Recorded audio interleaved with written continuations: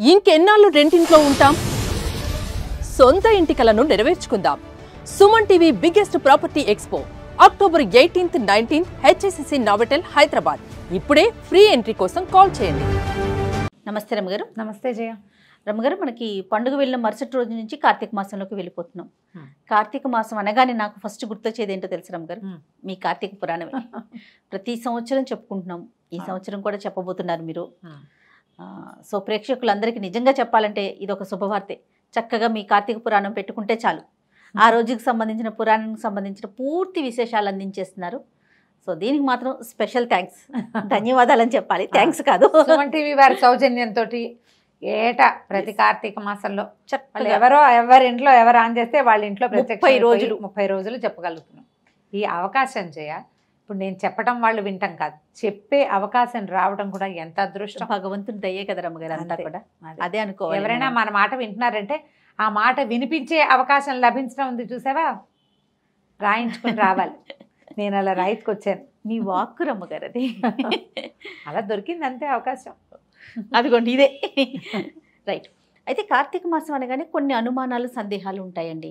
ఈ నెల మొత్తం పాటించాల్సిన నియమాలు కానీ, ఎలాంటి జాగ్రత్తలు తీసుకోవాలి, కొన్ని అడ్డంకులు వస్తాయి, అలాంటప్పుడు ఏం చేయాలి, ఇలాంటి సందేహాలు ఉన్నాయి రమ్మగారు. అయితే సందేహాల కంటే ముందు బ్రీఫ్ గా అసలు కార్తీక మాసం మనం ఏం చేయాలి ముందు అది మాట్లాడుకున్నాక తర్వాత సందేహాల గురించి మాట్లాడుకుందాం. అలాగే మొదట స్నానం కార్తీకంలో, తర్వాతది దీపం, తర్వాతది దానం, ఉపవాసం, ఇవి ఇంపార్టెంట్. అలాగేనండి. కార్తీక స్నానం అంటే పొద్దున్నే లేచి ఎర్లీ మార్నింగ్. నీ ప్రశ్న అదే కదా, ఎప్పుడు అని. ఎర్లీ మార్నింగ్ ముందు వాక్యాలు చెప్పేస్తా పూర్తిగా. తెల్లవారుజామున సూర్యోదయానికంటే ముందు, ప్రాతకాలం కంటే ముందే స్నానం చేయటం. ఈ స్నానము ఒట్టిగా ఇంట్లోనే కాకుండా వాపి కూప తటాకాదుల్లో స్నానం చేస్తే, అంటే నుయ్యి కానీ, బావి కానీ, దిగుడు బావి కానీ, ఎక్కడైనా చెరువు కానీ, స్విమ్మింగ్ పూల్ కాదు స్విమ్మింగ్, పాండ్ కానీ, నది కానీ, సముద్ర స్నానం నెలలో ఒకరోజు చేస్తాం. వీటిలలో ఎక్కడైనా స్నానం చేయటం. స్నానం చేసిన తర్వాత దేవాలయ దర్శనం ఒకటి ఇంపార్టెంట్గా చెప్తారు. కార్తీకానికి దీపం చాలా ముఖ్యం. ఇది ఆశ్వేజ మాసం తర్వాత వచ్చేటువంటి కార్తీకం అంటే శరదృతువు. ఇప్పుడు మనకి శ్వాసకోశాలకు సంబంధించినటువంటి సమస్యలు వస్తాయి, తప్పకుండా దీపం పెట్టుకోవాలి. ఆ దీపారాధన తాలూకు ఆ ధూమాన్ని పీల్చడం వల్ల ఆరోగ్యం బాగుపడుతుంది. కార్తీక దీపంలో పరమేశ్వరుడు ఉంటాడు, ఇది మెయిన్. తర్వాత దానం చేసుకోవటం. దానాలు రకరకాలు, చాలా రకాల దానాలు చేయొచ్చు. తిలా దానం చేయటం, బట్టలు వస్త్రదానం చేయటం, దీపదానం చాలా అఖండమైన ఫలితాన్ని ఇస్తుంది. రకరకాల దాన ప్రక్రియలు. తర్వాత దేవాలయ దర్శనాలు, ఇంట్లో దీపం పెట్టుకోవటం, దేవాలయంలో దీపం పెట్టుకోవటం. చివరిగా ఉపవాసం. కార్తీక నక్తాలని చేస్తారు. పగలల్లా ఉపవాసం ఉండి రాత్రి చుక్కలు చూశాక భోజనం చేయటం నక్తం అంటారు. నక్తము అంటే రాత్రి, కార్తీక నక్తాలు అదే దాని పేరు. లేదా పొద్దున భోజనం చేసేసి రాత్రిపూట ఉపవాసం చేయటం. ఒకటి కార్తీకంలో నక్తాలు చేస్తారు, లేకపోతే పర్వదినాల్లో ఉపవాసం ఉండొచ్చు. అవి ఎట్లా 4 సోమవారాలు, తర్వాత 2 ఏకాదశులు, పౌర్ణమి, అమావాస్య, ఈ తిథుల్లో ఉపవాసం చేయటం. పగలు ఉపవాసం ఉండటం, సాయంకాలము దీపారాధన చేసుకోవడం, భోజనం చేసేయటం. ఈ విధానాల్లో దేన్నైనా తీసుకోవచ్చు. అయితే కార్తీకం అనగానే మనం శివారాధన స్పష్టంగా వింటాం. కానీ ఈ నెలలో ఉన్న ప్రత్యేకం ఏంటంటే, మనం ఒక ప్రధానమైన సంగతి చెప్పుకోవాలి. మా భగవంతుడు కృష్ణుడు చెప్పాడు, మాసానాం మార్గశీర్షోహం అని. నేను మాసాల్లో మార్గశీర్షాన్ని అని చెప్పినప్పటికీ కూడా మార్గశీర్షానికి లేని ఒక అత్యద్భుతమైన ప్రత్యేకత ఈ కార్తీక మాసానికి ఉంది. ఎందుకంటే ప్రథమంగా ఆరాధన తెప్పించుకునేవాడు శివుడైనప్పటికీ కార్తీక దామోదర ప్రీత్యర్థమని సంకల్పం చెప్పే శివారాధన చేస్తాం. ఇప్పుడు దామోదరుడు కార్తీకానికి అధిదైవం. అవును. ఈ దామోదరుడు విష్ణు స్వరూపుడు. విష్ణువు నడుముకి తాడు కట్టబడినటువంటి కృష్ణ స్వరూపమే దామోదర స్వరూపం. ఆయనను తలుచుకుని నువ్వు ఏదైనా చెయ్యి. ఆయన తలుచుకుని స్నానం చేయి, ఆయన తలుచుకుని దీపం పెట్టు, ఆయనే తలుచుకుని దానం చేయి, ఆయనే తలుచుకుని శివారాధన చెయ్యి. ఎంత అద్భుతం కదా. ఏదైనా నేను ఒక్కటే అని మేమిద్దరం ఒకటే కదండి. మేమిద్దరం ఒకటే. శివకేశవుల అభేదాన్ని స్పష్టంగా తెలియచేసేది ఈ కార్తీక మాసం. అద్భుతం. ఇది అత్యద్భుతమైన వ్యవహారం. ఇదైతే ఈ శివారాధన, శివలింగానికి శివారాధన చేస్తూనే విష్ణు స్వరూపమైన సాలగ్రామ ఆరాధన చేయటము, సాలగ్రామాన్ని దానం చేయటము కార్తీకంలో విశేషమైనవి. ఈ నెలలో విష్ణువుని తులసితోటి పూజించటం, తులసితో పాటు ఉసిరి చెట్టును కూడా ఉంచి రెండింటిని కలిపి పూజించటం, ఇట్లా తులసి పూజ కూడా చాలా ప్రాధాన్యతని సంతరించుకుంటుంది. చూడు, శివప్రీతి కోసం అభిషేకాలు చేస్తూ విష్ణు ప్రీతి కోసం తులసి పూజ చేసుకుంటాం, దీపాలు తులసి దగ్గరే పెడతాం. ఇలా శివకేశవుల ఇద్దరి ఆరాధన కుదిరేటువంటి ఈ మాసంలో ఏదైనా ఒక్కరోజైనా ఉపవాసం, ఒక్కరోజైనా దీపారాధన, ఒక్క వస్తువైనా దానం చేయటం, ఒక్కరోజైనా నదీ స్నానం చేయటం, ఒక్కసారైనా దేవాలయానికి వెళ్ళటం కూడా నెలంతా చేసిన ఫలితాన్ని ఇస్తాయి. పైగా సంవత్సరంలో ఉండే 12 నెలలు 11 నెలలు ఒక ఎత్తు, ఈ ఒక నెల ఒక ఎత్తు. ఎందుకంటే ఈ నెలలో ప్రతిరోజు పర్వదినమే, ఏ రోజైనా ఆరాధన చేసుకోవచ్చు. ఈ తిథిలో కొన్ని ప్రత్యేక తిథులు ఉన్నాయి, ఏ తిథికి ప్రత్యేకత లేకపోయినా కూడా నువ్వు పూజ చేసుకోవచ్చు. అది కూడా నెల చేసిన ఫలితాన్ని ఇస్తుంది. అంత ప్రత్యేకమైన మాసం కాబట్టి కార్తీకం మీద చాలా ఆసక్తిగా ఉంటుంది. మనం పైన చెప్పుకునే వ్యవహారాలన్నీతో పాటుగా పురాణ శ్రవణం అనేది ఒక పెద్ద వ్యవహారం. అవునండి. ఈ పురాణము ఎవరైనా చెప్తుంటే వినొచ్చు, స్వయంగా చదువుకోవచ్చు. పైవేవీ చేయలేకపోయినా, ఏవి దీపము, దానము, స్నానము, వ్యవహారాలు ఏమి చేయలేం. అనారోగ్యం, ఆరోగ్యం సహకరించకపోవచ్చు, ఏదైనా గర్భవతులు, చంటి పిల్లల తల్లులు, ఇంట వంట లేదు, ఎవరు చెయ్యరు, మన సంప్రదాయంలో లేదు, అయినా కూడా పురాణం వినొచ్చు. దానికి ఎటువంటి అడ్డంకులు ఏ ఆటంకాలు లేవు. ఇవన్నీ చేసిన వాళ్ళకి ఎలాంటి ఫలితం లభిస్తుందో పురాణ శ్రవణం చేసిన వాళ్ళకి కూడా అంత ఫలితం లభిస్తుంది. ఇప్పుడు ఇన్ని లక్షల మందికి పురాణాన్ని వినిపించే వాళ్ళ దానికి ఏం లభిస్తుందో చెప్పు నువ్వు. మహాద్భుతం కదా రమ్మగారు, ఇంకా మాటల్లో చెప్పలేరేమో బహుశా. అంతే. కాబట్టి ఈ వీటిలలో ఏదైనా చేయొచ్చు. ఇది టోటల్గా కార్తీక మాసంలో మనం ఆచరించవలసింది. ఇంకొక ఫైనల్ టచ్ ఏంటంటే, కార్తీకంలో నది స్నానం ముఖ్యమైనది, సముద్ర స్నానం చాలా అద్భుతమైంది. దీంతో పాటుగా వనభోజనం ఒకటి చాలా ప్రముఖమైంది. వనభోజనానికి ఎవరైనా పిలిస్తే నిరాకరించకుండా చక్కగా వెళ్ళండి. ఏమైనా ఎక్కువ ఔషధ వృక్షాలున్న ఫామ్ హౌసుల్లోకి వెళ్ళగలిగితే ఇక మీ అదృష్టం అది. అంతే. అలాంటి అవకాశం లభించడమే అదృష్టం. అందరం కలిసి వెళ్ళి భోజనాలు చేసి తంబోలా ఆడుకోవడానికి మాత్రం కాదు అది. ఎందుకంటే మనం ఇన్ని వృక్షాలు ఉన్న చోటకు వెళ్తే ఆ ఎక్కువ ఆక్సిజన్ని పీల్చగలగటమే మన అదృష్టంగా భావించాలి. చెట్ల కింద కూర్చుని సామాన్యంగా నేల మీద ఆకుపరుచుకుని అన్నం తినడం భగవంతుడు ఈ అవకాశం ఇచ్చాడు. ఇప్పుడు చాలా పరిస్థితులను గడిచొచ్చాం మనం. అవును. అబ్బో ఇప్పుడు ఈ సంవత్సరం హాయిగా తినే అదృష్టాన్ని కల్పించాడు. ఒకసారి భగవంతుడికి ఒక నమస్కారం చేసుకోండి. ఉసిరి చెట్లున్న తోటల్లోకి వెళ్ళగలిగితే మంచి ఆక్సిజన్ లభిస్తుంది. ఈ నెలలో ఉసిరి చెట్టులో కూడా అపరిమితమైన ప్రాణశక్తి ఉంటుంది. అందుకని ఉసిరి చెట్టు తప్పకుండా ఉండాలి అని చెప్తారు. పిందెలు పూత అవి ఉన్న ఉసిరి చెట్లు అయితే ఇంకా మంచిది. తప్పకుండా. అయితే మరి కొన్ని సందేహాలు ఉన్నాయండి. ఎవరైనా చనిపోయారనుకోండి, కార్తీక మాసం వచ్చింది, సంవత్సరం లోపే కార్తీక మాసం వచ్చింది, వారు పూజ చేసుకోవచ్చా, దీపం పెట్టొచ్చా? అంటే ఇప్పుడు సంవత్సరీకం లోపల నిత్య దీపారాధన ఎవరైనా చేసుకునేది, మామూలుగా చేసుకుంటాం. ఓకే, చేసుకోవచ్చు, దీపారాధన చేసుకోవచ్చు. ఒకసారి ఎక్కడైనా దేవాలయంలో నిద్ర చేసిన తర్వాత దేవాలయ దర్శనానికి వెళ్ళొచ్చు. కాకపోతే పర్వదినాల్లో పూజా విధానాలు చేయరు. సంవత్సరం లోపే దేవాలయ దర్శనానికి వెళ్ళొచ్చు. ఏవో కొన్ని కమ్యూనిటీస్లో అది ఏడాది పాటు గుళ్ళోకి వెళ్ళకూడదనే నియమం ఉంటుంది, కానీ అలా చెప్పటం లేదు జయ. కొండలు ఉన్న ఎక్కే చోటికి వెళ్ళకూడదని ఒక సిద్ధాంతం చెప్తారు. కొండలు ఎక్కే దేవాలయాలకి వెళ్ళకూడదు అని. మేము పాటించలేదు జయ. మేము మా పురోహితుని అడిగితే మొక్కులు తీర్చుకోవద్దు కానీ దేవాలయ దర్శనానికి వెళ్ళమన్నారు. ఓకే. ఇప్పుడు కూడా మనం ఏడూర్లు ఈ సంవత్సరీకాల లోపల మీరు ఏదైనా దేవాలయానికి వెళ్తే గోత్రనామాలు చెప్పి అర్చన చేయించుకోకూడదు, దేవాలయ దర్శనం చేసుకోవచ్చు, ఏమీ తప్పులేదు. ఈ పర్వదినాల్లో చేసుకునేటువంటి దీపారాధన అంటే ఇప్పుడు ప్రత్యేక ఆరాధనలు చేస్తాం కదా, వాకిట్లో దీపం పెట్టడం, ఆకాశ దీపాలు పెట్టడము, తులసి దగ్గర ప్రత్యేకంగా దీపం పెట్టడం, పౌర్ణమి రోజు చేయటము అవి చెయ్యొద్దు. నిత్య దీపారాధన పెట్టుకోవచ్చు, తప్పులేదు. ఓకే. ఇప్పుడు పీరియడ్స్ టైంలో ఇప్పుడు నెలంతా పెడతాము సాధారణంగా, కార్తీక మాసంలో ఒక 5-6 రోజులు పెట్టలేకపోతాం కదా, అప్పుడు ఏంటండి ఏమన్నా ఇబ్బంది అనిపిస్తుందా? ఇబ్బంది మానేస్తాము. ఒకవేళ మీకు అవకాశం ఉండి మీరు పక్కన కూర్చుని ఇంట్లో ఎవరైనా పెట్టేటైతే పెట్టుకోవచ్చు.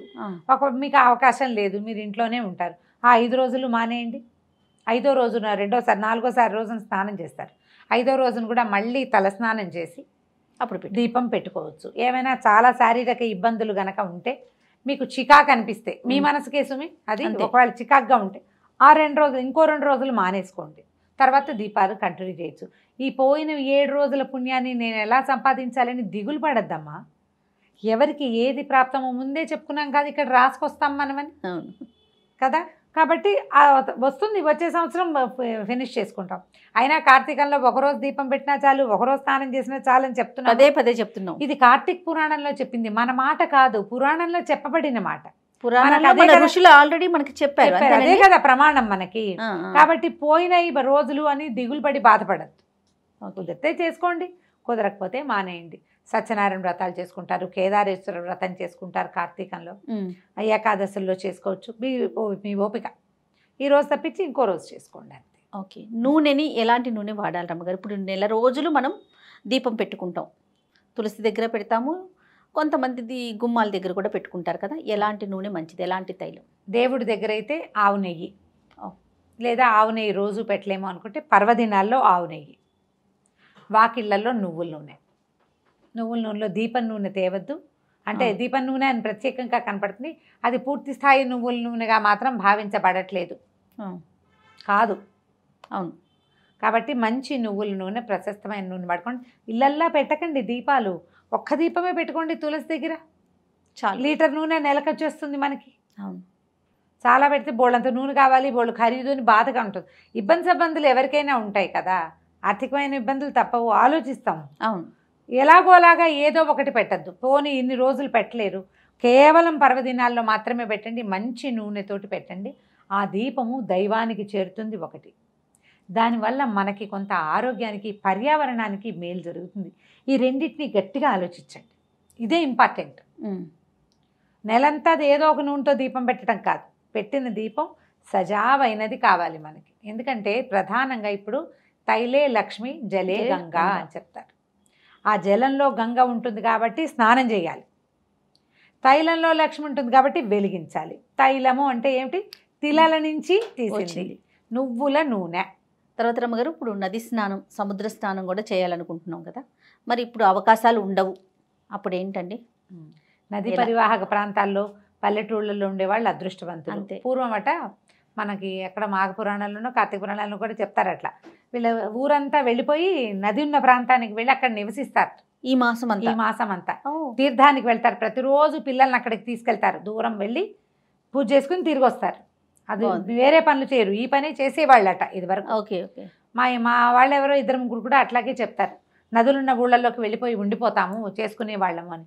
రోజు నదీ స్నానం కోసం మా అమ్మగారు అట్లా వెళ్ళేవారు, రాజమండ్రి వెళ్ళిపోతుండేవారు స్నానం చేయటం, రోజు గోదావరిలో స్నానం చేయటం కోసం. అవకాశం ఉంటే సరే. ఇప్పుడు బావులు లేవు, నూతులు లేవు, ఉన్నవేమో హ్యాండ్ పంపులు కూడా లేవు.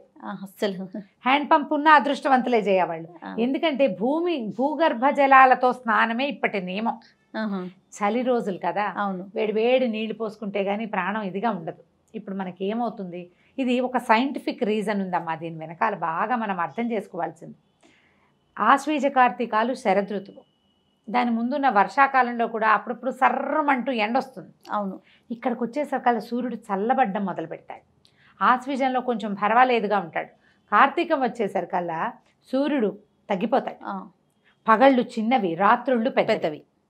మనకి ఎక్కడి నుంచి వేడి వస్తుంది? వేడి కావాలి కదా, సూర్యుడే కదా మన వేడికి కారణం. ఇప్పుడు మనకి అన్నం అరుగుతోంది, రాత్రిళ్ళు నిద్రపోతున్నాము అంటే సూర్యుడు ఒకడు ఉండబట్టి, లేకపోతే మన వల్ల కాదు. అవును. మనకు ఆరోగ్య సమస్యలు లేవు భారతీయులకి, చాలా తక్కువ. మిగిలిన దేశాలతో పోలిస్తే మనం చాలా బెటర్గా ఉన్నామని. మనకి ప్రధానమైన కారణం సూర్యుడు సమతుల్యంగా ఉండటం వల్ల.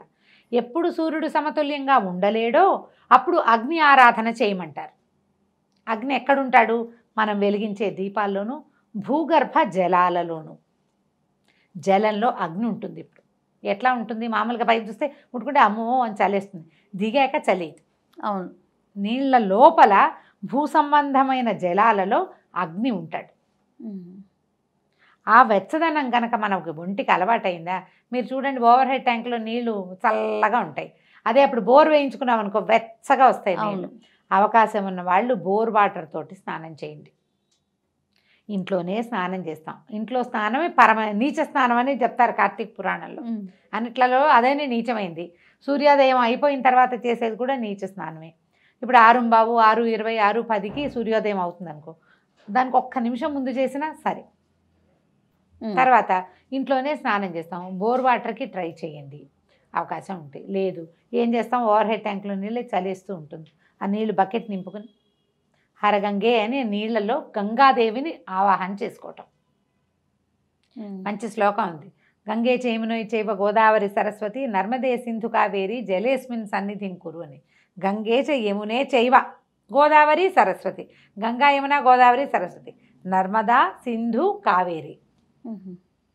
కావేరీ నది స్నానం అత్యంత ప్రసిద్ధమైనది, చాలా ప్రత్యేకమైనది అనిగా కార్తీక పురాణంలో చెప్తారు. కావేరి మంచిది. చేయగలుగుతామో లేదు, అందుకని ఆ నదులన్నింటినీ ఇక్కడే సన్నిధిగా చేయనైనా అని దండం పెట్టుకోవటం. ఆ నీటిని హరగంగే అని చెంబుతో ఎత్తి నెత్తి మీద పోసుకోండి, అంతే. ఇంట్లో చేసినా మరి ఇలాగే చేయాలి. అందుకని నెలలో ఒక్కరోజైనా నదీ స్నానానికి ట్రై చేయండి తప్పకుండా. దానికోసం పల్లెటూళ్ళకి వాటికి వీటికి నదీ పరివాహక ప్రాంతాలకి మన ఫ్రెండ్స్ చుట్టాలు అక్కయ్యలో మామయ్యలో ఉంటే ఓ మాట వెళ్ళి ఒక్కసారైనా నదీ స్నానం తెల్లవారుజామునే సూర్యోదయానికి ముందే చేసేసి దగ్గరలో ఉన్న శివాలయంలో దర్శనం చేసుకుంటే కార్తీక ఫలితం అమోఘంగా లభిస్తుంది. చాలా సందేహాలు చెప్పారు అమ్మగారు. అయితే చూసిన తర్వాత ఇంకా కొన్ని సందేహాలు మాకు వస్తూ ఉంటాయి, వచ్చినప్పుడు మీ ముందు పెడతాను, ఇంకొక వీడియో రూపంలో చేద్దామండి. పురాణం వినండి అమ్మా తప్పకుండా. ప్రతిరోజు పొద్దున్నే పురాణం ఎప్పుడు వినాలి అదొక డౌట్ వస్తుంది ప్రతిసారి. అది చెప్తూనే ఉన్నా మళ్ళీ చెప్తా. పొద్దున్నే వినగలిగితే మహత్తరంగా ఉంటుంది, సాయంత్రం వినగలిగినా మహత్తరంగానే ఉంటుంది. పడుకునే లోపల పురాణం వినండి. కార్తీక పురాణం వింటే విశేషమైన ఫలితం లభిస్తుంది. మీరు ఏమీ చెయ్యలేకపోయినా కూడా అంత ఏమీ దిగులు పడక్కర్లేదు. ఇది విన్నా కూడా అలాంటి ఫలితం లభిస్తుందని పురాణంలోనే చెప్పారు. తప్పకుండా. కాబట్టి పూజ చేసుకున్నాకో చేయకుండానో పొద్దున్నే చేద్దామా సాయంత్రం చేద్దామా, పొద్దున్న దీపం పెట్టలేము సాయంకాలం పెట్టచ్చు, సాయంకాలం అయినా పెట్టండి. పెట్టడం ముఖ్యం ముఖ్యం అంతే. రైట్ అమ్మ. నమస్తే. నమస్తే.